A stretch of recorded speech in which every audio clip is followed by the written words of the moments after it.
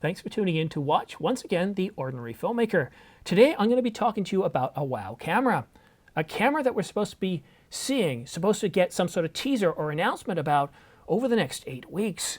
But before I get into the confirmed information, the specs for this camera, its capabilities, as well as what is rumored for this camera, let's go back to early 2020. In fact, it was around January the 27th of 2020 when Canon rumors leaked specifications of an absolutely incredible sounding camera. A camera that truly did wow us. In fact, it shocked most of us. A lot of people just wouldn't believe it, even though Canon rumors had called it a CR3, meaning it's fact, it's happening. And what shocked us is the specifications. And I got a lot of people sending some pretty nasty comments saying, there's no way this is going to happen. It doesn't make business sense. There's no way that Canon has leapfrogged the competition. 8K RAW, 4K 120, IBIS, eye autofocus in a single camera? There's no way. Well, what I want to do is I want to review some of those specifications and go over the order in which they were announced and then some other specifications we got from other camera bodies to help set the scenes as to what could possibly wow us here in late 2021 and as we approach 2022. So the first thing that caught everybody's attention was, wait a minute, the Stills Hybrid camera is going to have 8K RAW video up to 30 frames per second and in all eye with autofocus period with IBIS and of course 4K 120 frames per second. Those video specs alone just surprised everybody. And of course all eye was back and 24 and 25 frames per second were there as well. It also had Canon log. Now we didn't know whether it was going to have Canon log 1, 2, or 3 at the time, but the camera now does have Canon log 1 and 3. But that's not all. Now the autofocus system got major improvements. So previously you could do eye autofocus, but this camera allowed people to do not only eye autofocus for humans, but other animals and even in insects. I was able to get some grasshoppers and other animals, no problem. And of course, with the R3, we have vehicle autofocus as well. But now in terms of stills, well, the camera could shoot up to 20 frames per second. And then the R3 and the Alpha one came out and said, yeah, no problem, we can do 30 frames per second. And while the Canon R5 could do a staggering 45 megapixels, the Alpha one came out also doing 8K video at 50 megapixels. And it goes on and on. Around 15, 14 stops of dynamic range. We've got a 9.44 million .EVF on the Alpha 1, and I believe also the A7S III. And of course, some of those cameras don't overheat nearly as much as the R5, and that's when some of the wind started to come out of the sails and people went like, that's it, the cripple hammer's come back and this camera's terrible. But a lot of dust has settled, and the Canon R5 does a lot of very powerful capabilities, and even cameras coming out recently like the Alpha 1 in January, people were still comparing it to the R5 because it still wows a lot of us to this date. And it's really staggering when you realize all of these features and you look at the previous camera, the 5D Mark IV, and what has come along. And of course, the Alpha 1, what it can do, the R3, it can do 6K video, 60 frame or up to 60 frames per second for 6 hours without overheating. But can you imagine all those capabilities, but then being able to bring in computational capabilities? And that's one thing that nobody really has been able to do with the mirrorless or DSLR cameras, is to take the ease of use and the power that smartphones can deliver and bring it inside a mirrorless or DSLR body. And I think that's something that would definitely wow us here in 2021 and 2022. It's something a lot have promised, but it just isn't there. Remember the Alice camera? They're promising that too. So with all that being said, now let's take a look at the specifications for this WOW camera. OM Digital, Olympus, or OMD as they're known as, they were a spin-off from Olympus, and JIP was the company responsible for doing the spin-off. Very early on, back in February, let me see if I can get the gentleman's name, Takioka-san, he works for Olympus, said this. He said that we are working on a WOW camera. Now, he knows everything that came out in 2020. He knows the buildup and the hype behind the R5, what it delivered, what the Alpha 1 has delivered in January. So when he says there's a wow camera coming out in February, he knows that our expectations have been heightened significantly since 2020.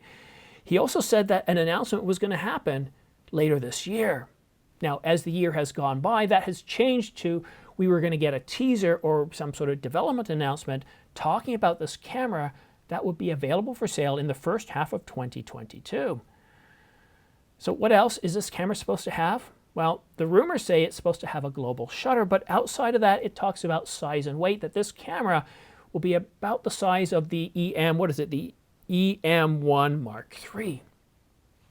Now, we don't have a lot, and I know it feels like a teaser, but let me ask you, based on our expectations, based on everything being set, what would we expect in a camera that's going to wow us? What would it take to wow you?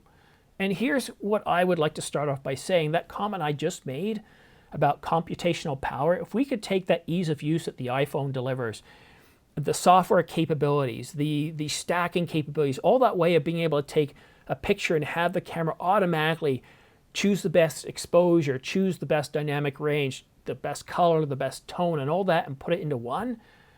Imagine if they could put that into a mirrorless camera. I think that would definitely wow us.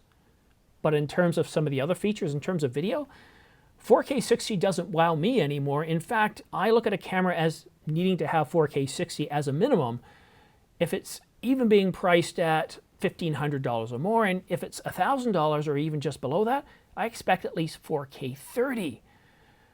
So 4K 60 doesn't wow me much anymore. The R3 does 6K 60, the Alpha 1 does 8K, the R5 does 8K. 8K, you'll get my attention, but it's not going to impress me a whole bunch because it's out there. We've kind of gotten used to it, unless it can do something with that 8K differently. Now, in terms of IBIS, it's obviously going to have a really good in-body image stabilization. It needs to have a very good autofocus system. Look at the autofocus systems that we have today. The R3 with the latest camera announced not only has eye autofocus for humans, animals, insects, and yes, it does do insects. I did it with my R5. It doesn't hit them all the time, but it's amazing how powerful it is. But the R3 also does vehicle autofocus detection as well. So what will the Olympus do? How can it take that further and improve upon that? Some of the other things that it could do with video, well, dynamic range. If you were able to do something like put in 20 stops of dynamic range inside a camera like this, that cinema cameras can do, yeah, that would impress me. Now, granted, they'd call it 20 stops and it'd probably work out to be more something like 16, 17 stops, but still, to be able to get to something like 20 stops of dynamic range, yeah, that would impress me an awful lot. Fundamental improvements in ISO, although I think, if you're looking at a full frame camera, I can't see how the Olympus WOW camera is going to wow us in this regard with a micro four thirds sensor. Unless, of course, they're doing things different. Maybe they're using a different filter rather than the bare filter. Maybe they're using an RGBW filter that will help with low light performance and also color. Maybe the sensor is designed in a certain way, and since they get their sensors from Sony, I'm not sure there's a lot of flexibility there. And what about stills? Well, 30 frames per second, it's kind of where it's at now. Now, the R5 could do 20 frames per second. The 1DX Mark III could do 20 frames per second. But the R3 and the Alpha 1 can both do 30 frames per second. So you're not going to wow me with 30 frames per second. But if you can allow me to do more than 30 frames per second, let's say go 40 or 50 frames per second, yeah, that will wow me. See, the problem is the specifications, the R5, the R3, the Alpha 1, they've really raised the bar, making it very hard to impress us. But keep in mind, Olympus came out and said they're going to deliver a WOW camera in February, after the Alpha 1 announcement, after the R5 announcement. So they do have an awful lot to live up to. Now, as far as EVFs goes, I think if you want to really wow people, you got to at least be north of like 4 million dots. Sony has 9.44 million dots, and I got to check it out because to me that almost seems like too much. But when you're using an EVF, especially when I want to preview things, photos or video, I'll look through the EVF and it's amazing. It almost you think it's really small. If you're on a DSLR and you're thinking, I don't like the EVF, shooting with the EVF I find difficult, but when you're previewing things and looking through, it's like you've got a 52-inch TV in front of your eyes. Just truly remarkable. What can it do with autofocus? I want to go back to that one again because the R3 can do vehicles. It can do most animals, including humans, but where could it improve things? Could it borrow more from the cinema style of being able to, I think there's room for not just what we track, but how we track it, using some intelligence. So if the subject moves out of the frame, then comes back, it doesn't do this crazy hunting. Are they going to do improvements to phase detect autofocus?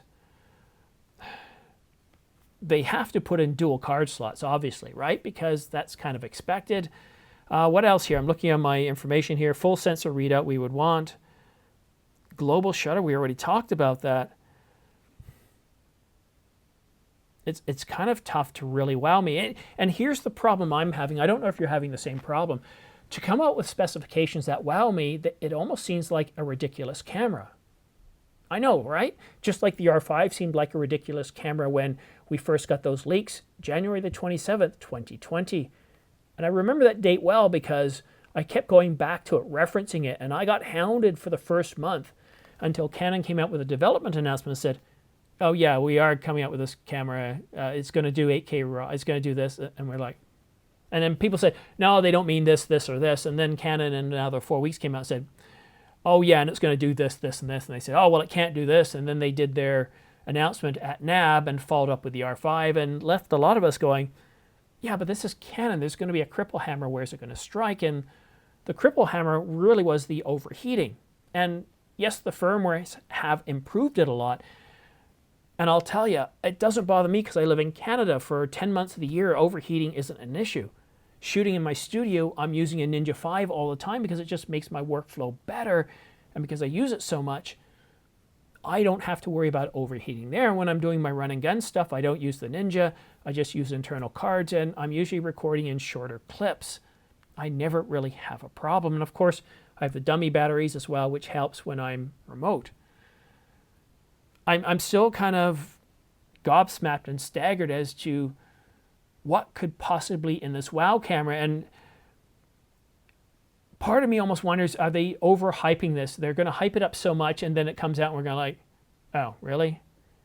Okay, well, there's that one guy in the crowd of 1,000 that's waving his flag, so yay. It's kind of like going to a Atlanta Braves baseball game, and it's during the pennant rush, and the Braves hit a home run, win the game, and only one Braves guy holds up a fan and waves. It's like, what? Why is only one guy waving? It just, yeah, bad analogy. I know, I screwed that one up. But here's the thing. Olympus, OMD, OM Digital, whatever they're calling themselves these days, have been communicating since February, not once, but multiple times from multiple senior executives stating that this camera, the WOW camera, yes, it's coming. Yes, it's going to wow you. And the one area that I truly think that they have a potential of wowing us if they don't meet all of these capabilities is to take a really good solid camera somewhere around, let's say, the 30 megapixel rate that can do 4K 60 or even 4K 120, that can do 25, 20, 30 frames per second stills, a really good dynamic range, but then adopts and pulls in that computational ease of use power that you get in an iPhone with all those different software controls and makes it seamless with a big screen on the back. Not this small little screen that we get, but a much bigger screen on the back. If they can do something like that, then I think it has the potential to wow us. But other than that, I think they're setting us up for disappointment, and I hope they're not. I mean, I'm pulling for OM Digital. I love their communications. I love how they've gotten out in front of things and let us know that they're working on stuff, they're developing stuff, they're communicating constantly with us. So this WOW camera, they better come out with a good teaser. They better really give us their vision of what this camera is. That's what we need, is the vision, so we can see if that vision aligns with our vision of what this WOW camera is going to be. So what do you think? Let me know in the comment section down below. Oh, one last thing before you go. One more thing. Please hit that subscribe button and like, because it really does help this channel grow. It doesn't cost you anything, but believe it or not, the more subscribes and likes I get, the more that YouTube is going to share and recommend this video to other people. But that's it for now. Thank you so much for sitting down and spending your time with me to watch The Ordinary Filmmaker. We'll see you again soon.